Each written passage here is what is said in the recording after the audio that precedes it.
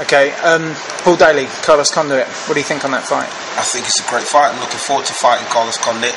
It's a great fight for myself, and it's a great fight for the fans. Condit, tough guy, lost to Martin Kampmann by decision in a very close fight, as I thought. I watched it in preparation for the fight with Kampmann, and I've watched Condit over at the WEC as well, so I'm aware of him. There has been a lot of talk about him on the internet for a while, and fights with me has been discussed in the past. So it's a great fight. He's a great game striker. Likes to have a bang. He has some good submissions and he has a bit of wrestling. But in my opinion, I think he's a slightly worse version than Kampmann. In that I don't think he's as solid in every area as Kampmann is. Yeah.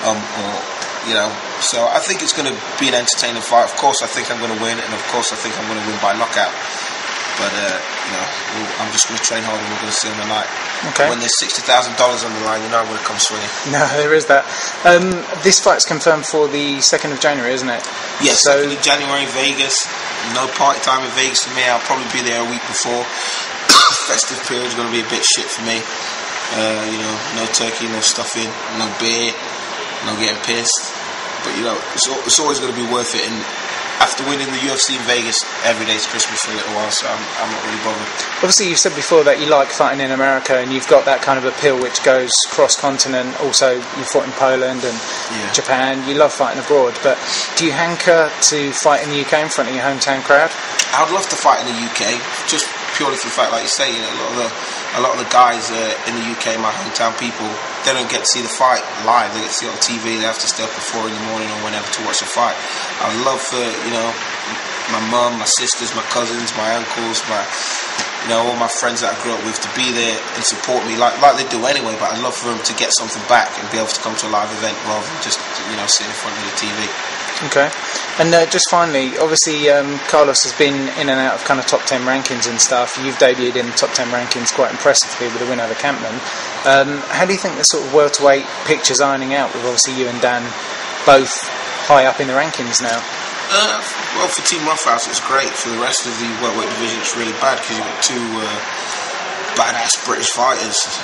They've seen the guys that have gone before us, and now you're getting the real deal with like the second wave, and it's just going to get better and better. I think me and Dan are going to do big things in the UFC welterweight division. I'd put money on one of us winning the belt from whoever got it at the time, GSP. We don't give a fuck. Yeah. Okay, and just finally, obviously you've got Nick. He's actually in the welterweight picture as well. Yeah. Does it kind of feel much like a change of tide? Because obviously before you had AKA, which had several fighters populating the welterweight division. Yeah. Is that now sort of 2009, 2010 going to become the Roughhouse division? I hope so. We train our asses off like you've seen today. We put in a lot of work. We've got a good philosophy to our training, which is just having an open mind and being honest, basically. And we're all winners and we're all fighters. We're not here to talk bullshit or try and put makeup on the sport and try and make it look pretty with fighters, and that's what we do here in Team Roughhouse. That's cool. Thanks for your time, Paul. Thank you very much.